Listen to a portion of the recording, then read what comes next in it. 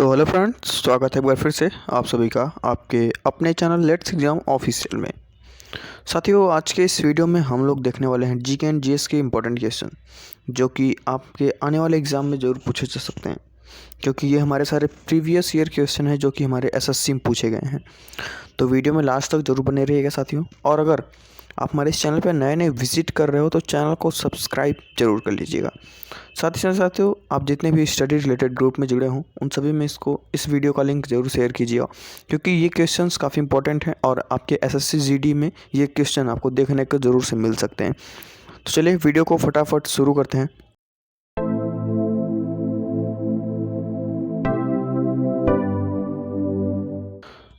साथियों, वीडियो शुरू करने से पहले आज के इस वीडियो का पहला मोटिवेशन, क्योंकि अगर लाइफ में आप मोटिवेट नहीं हैं तो कोई भी काम आप आसानी से नहीं कर सकते। साथियों, पहला मोटिवेशन आपके कि नन्ही सी चींटी जब दाना लेकर चलती है, नन्ही सी चींटी जब दाना लेकर चलती है, चढ़ती दीवारों पे 100 बार फिसलती है। मन का विश्वास रगों में साहस भरता है, चढ़कर गिरना और गिरकर चढ़ना न खरता है। आखिर उसकी मेहनत बेकार नहीं होती, आखिर हर बार उसकी मेहनत बेकार नहीं होती और कोशिश करने वालों की कभी हार नहीं होती। जी हाँ साथियों, अगर आप कोई भी काम कर रहे हो और आप उसके मन के साथ उस काम में लगे हो तो आपको उसमें एक ना एक दिन मंजिल ज़रूर मिलेगा, अगर आप उसमें हार नहीं मान रहे हैं तो। चलिए आज के पहले क्वेश्चन को पढ़ेंगे हम लोग। पहला क्वेश्चन है कि हमारे संविधान पर कितने लोगों का हस्ताक्षर किया गया। साथियों, लास्ट वीडियो में आपने देखा था हमारे संविधान से रिलेटेड काफ़ी क्वेश्चंस, तो हम वहीं उसी टॉपिक से क्वेश्चन को आगे बढ़ाएंगे। साथियों, हमारे संविधान पे टोटली 284 लोगों का यहाँ पे सिग्नेचर देखा गया है, लेकिन आपने देखा होगा लास्ट वीडियो में हमने कि वहाँ पे 289 लोग थे। कितने? 289 मेंबर्स थे जब संविधान सभा की बैठक हुई। तो इसमें 284 कैसे बचे साथियों?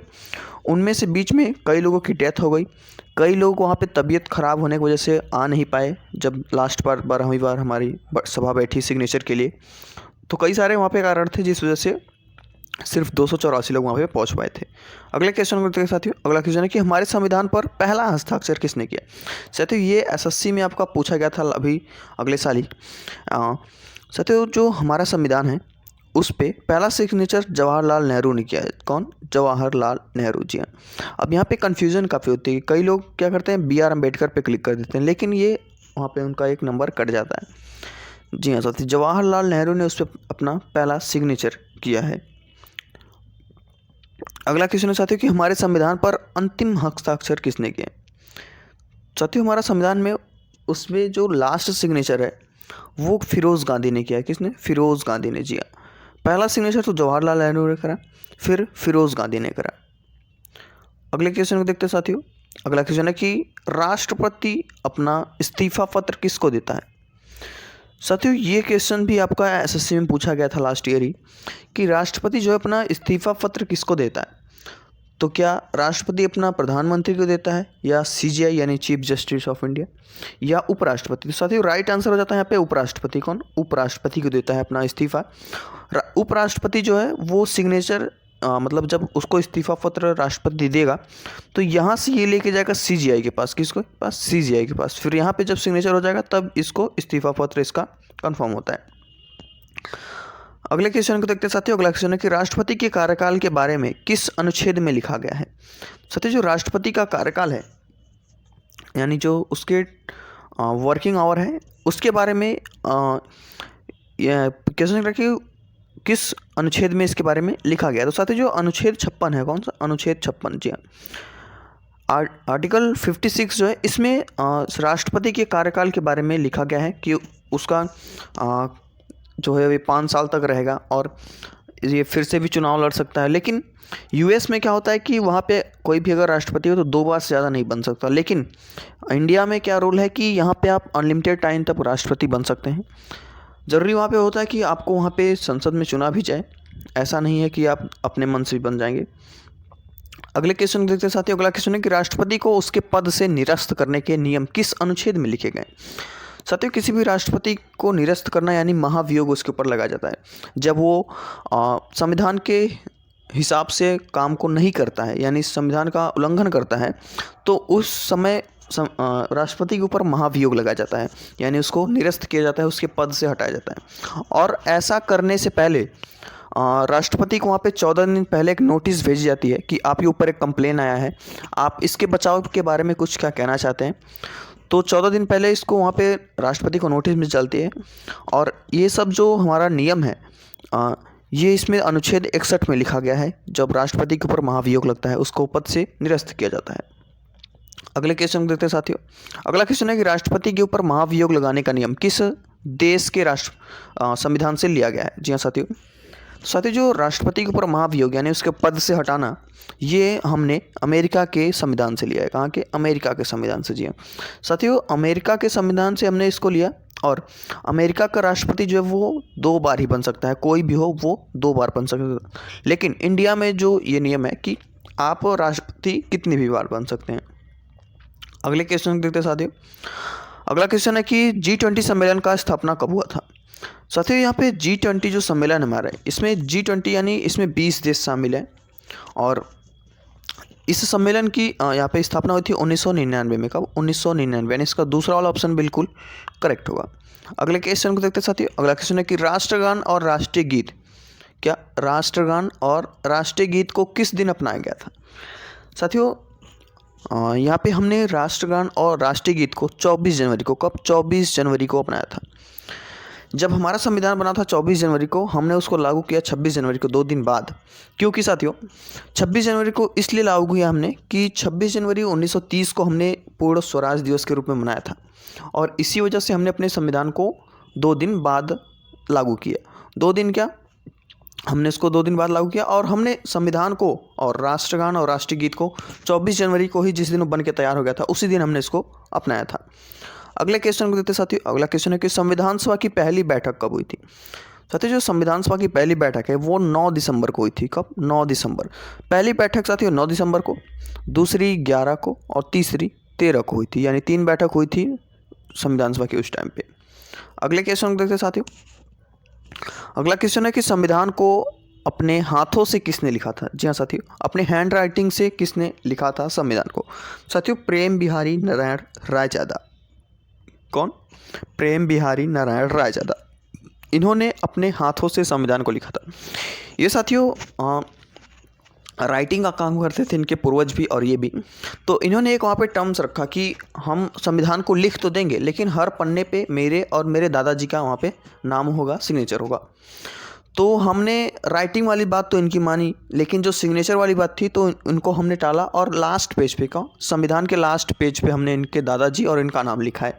और इन्होंने लगभग 251 पेज में पूरे संविधान को 6 महीने में लिखा था। कितने टाइम में? 6 महीने में। अगले क्वेश्चन देते साथियों। अगला क्वेश्चन है संविधान सभा की पहली बैठक के 389 लोगों में से महिलाएं कितनी थी। जी हाँ साथियों, ये भी क्वेश्चन काफ़ी इंपॉर्टेंट है। अभी जीडी में आपका पूछा गया था, जो लास्ट टाइम जीडी हुआ अभी, तो उसमें ये क्वेश्चन आया था कि 389 लोग जब हमारे संविधान सभा में शामिल हुए तो उनमें महिलाएं कितनी थी। साथियों, उसमें 15 महिलाएं थी। सिर्फ कितने? 15 महिलाएं। जी हाँ, यानी इस क्वेश्चन का तीसरा वाला ऑप्शन बिल्कुल करेक्ट होगा। अगले क्वेश्चन को देखते साथियों। अगला क्वेश्चन है हमारा कि संविधान का पहचान पत्र किसको कहते हैं। साथियों, आप सभी को पता है कि जो संविधान का पहचान पत्र है, यानी एक तरीके से इसको आइडेंटिटी कहते हैं, संविधान का आइडेंटिटी कार्ड, तो उसको प्रस्तावना कहते हैं। किसको? प्रस्तावना। जी हाँ, प्रस्तावना में जो है इसमें संविधान के कुछ इंपॉर्टेंट चीज़ें लिखी गई हैं। आप जनरली देखते हो कि कोई अपना आइडेंटिटी कार्ड दिखाता है तो उसमें क्या लिखा रहता है, उसकी अच्छी बातें संविधान की, और शॉर्ट फॉर्म में एक तरीके से पूरे आपका उसमें रहता है जो भी। तो इसी तरीके से ठीक प्रस्तावना में भी संविधान के आपके इम्पोर्टेंट चीज़ लिखे गए हैं। संविधान के में जो अच्छी चीज़ें हैं वो लिखी गई हैं प्रस्तावना में। अगले क्वेश्चन देखते साथियों। अगला क्वेश्चन है हमारा कि पहली केंद्रीय वेतन आयोग कब लागू किया गया था। साथियों, जो पहला केंद्रीय वेतन आयोग है, यानी फर्स्ट सेंट्रल पे कमीशन, ये कब लागू हुआ था। साथियों, फर्स्ट जो सेंट्रल पे कमीशन है हमारा, यह 1946 में। कब? 1946, यानी इसका पहला ऑप्शन बिल्कुल करेक्ट होगा, 1946 में। ये साथियों इंपॉर्टेंट डेज में आपके ये पूछ सकता है, केंद्रीय वेतन आयोग पहली बार कब लागू किया था, तो 1946 में, याद रखिएगा। अगले क्वेश्चन के साथियों, अगला क्वेश्चन है सबसे प्राचीन भाषा किसको कहते हैं। साथियों सबसे प्राचीन भाषा यानी सबसे ओल्डेस्ट लैंग्वेज जो है उसको तमिल को कहते हैं। किसको? तमिल को। जी याद रखिएगा, ये भी एग्जाम में कभी कभी पूछ लेता है, तमिल को कहते हैं, आप याद रखिएगा। अगले क्वेश्चन के बढ़ने से पहले साथियों आज के दूसरे मोटिवेशन के साथ, क्योंकि क्वेश्चन काफ़ी आपको बोरिंग लगेंगे आपको। साथियों अगला मोटिवेशन है कि सफलता एक चुनौती है, स्वीकार करो। सफलता असफलता एक चुनौती है, इसे स्वीकार करो। क्या कमी रह गई देखो और सुधार करो। जब तक न सफल हो नींद चैन को त्यागो तुम, संघर्ष का मैदान छोड़ मत भागो तुम। कुछ किए बिना ही जय जयकार नहीं होती, और कोशिश करने वालों को कभी हार नहीं होती। साथियों मेहनत करेंगे आप, हार्ड वर्क करेंगे आप, तो ही दुनिया आपको ढूंढेगी, तो ही दुनिया आपकी जय जयकार करेगी, और अच्छे कामों के लिए आप। जी हाँ साथियों, अच्छे कामों के लिए। अगले क्वेश्चन की ओर बढ़ेंगे साथियों। अगला क्वेश्चन है कि शहरों में नगर पंचायत कब लागू किया गया था। जी हाँ साथियों, जो आप पार्षद वगैरह देखते हो शहरों में, नगर पंचायत जिसको कहते हैं, तो ये साथियों लागू कब किया गया था। साथियों ये 1 जून 1993। कब? 1 जून 1993। याद रखिएगा, ये इंपॉर्टेंट डेज। अभी दिल्ली में आप देखोगे एमसीडी के चुनाव चल रहे हैं, तो इस वजह से आपके आने वाले एग्जाम में ये ज़रूर पूछ सकता है कि जो शहरों में नगर पंचायत का चुनाव होता है वो कब लागू किया गया था। अगले क्वेश्चन को देखते साथियों। अगला क्वेश्चन है कि गाँवों में ग्राम पंचायत कब लागू हुआ। साथियों शहरों में तो 1 जून 1993 हुआ, लेकिन गांव में कब हुआ। तो साथियों गांव में 21 अप्रैल 1993। कब? 21 अप्रैल 1993, यानी इसका जो लास्ट वाला ऑप्शन है बिल्कुल करेक्ट होगा। अगले क्वेश्चन की ओर बढ़ेंगे साथियों। अगला क्वेश्चन है कि 1935 में भाषा के आधार पर भारत का पहला राज्य कौन सा बना था। साथियों यहाँ से इस क्वेश्चन से आपके 2 क्वेश्चन बनते हैं कि भाषा के आधार पर भारत का पहला राज्य कब बना था। तो 1935 में बना था। कब? 1935 में। अब इस क्वेश्चन के हिसाब से भाषा के आधार पर पहला राज्य कौन सा बना था, तो आंध्र प्रदेश। आंध्र प्रदेश कौन सा? आंध्र प्रदेश। और अगर क्वेश्चन में पूछ ले कि आंध्र प्रदेश किस भाषा के आधार पे एक अपना अलग राज्य बना था, तो तेलुगु भाषा के आधार पे। किसके? तेलुगु। तो यानी इस क्वेश्चन से आपके 4 क्वेश्चन तैयार हो जाते हैं यहाँ पे। अगले क्वेश्चन को देखते साथियों। अगला क्वेश्चन है कि भारत में खोजा गया सबसे पहला पुराना शहर था, यानी सबसे ओल्डेस्ट सिटी। साथियों हड़प्पा। कौन सी? हड़प्पा। यानी पहला ऑप्शन बिल्कुल करेक्ट हुआ। ये तो जनरली आप सभी को पता होगा। अगले क्वेश्चन को देखते साथियों। अगला क्वेश्चन है कि गुप्त वंश का प्रवर्तक कौन था, यानी संस्थापक जो गुप्त वंश की स्थापना की थी। तो साथियों श्रीगुप्त ने। किसने? श्रीगुप्त। ये चंद्रगुप्त कभी कभी आप कई लोग टिक कर देते हैं, लेकिन वो गलत हो जाता है वहाँ पे। श्रीगुप्त ने फाउंडर है गुप्त वंश का। अगला क्वेश्चन है साथियों कि हड़प्पावासी किस वस्तु के उत्पादन में सर्वप्रथम थे, यानी हड़प्पावासी जो थे वो किसकी उत्पादन सबसे ज़्यादा करते थे। तो साथियों कपास की। किसकी? कपास। जी हाँ, यानी इसका लास्ट वाला बिल्कुल करेक्ट होगा।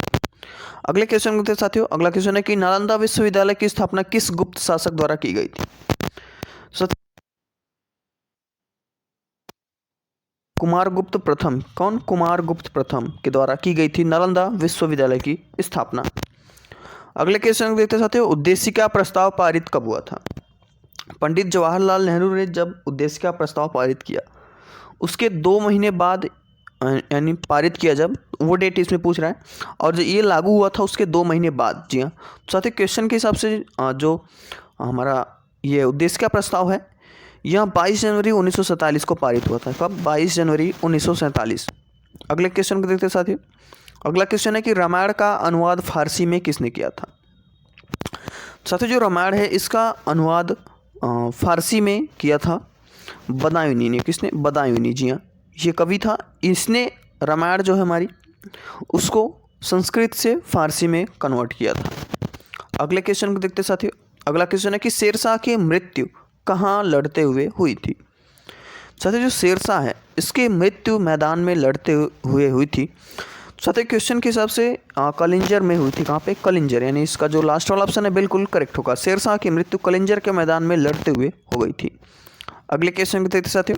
अगला क्वेश्चन है कि टका या रुपया चांदी का सिक्का किसके द्वारा चलाया गया था सबसे पहले। तो साथियों जो टका है और चांदी का सिक्का है, रुपया है जो, यहाँ साथियों किसके द्वारा चलाया गया था। तो शेरशाह सूरी के द्वारा। किसके द्वारा? शेरशाह सूरी। यानी इसका पहला ऑप्शन बिल्कुल करेक्ट होगा।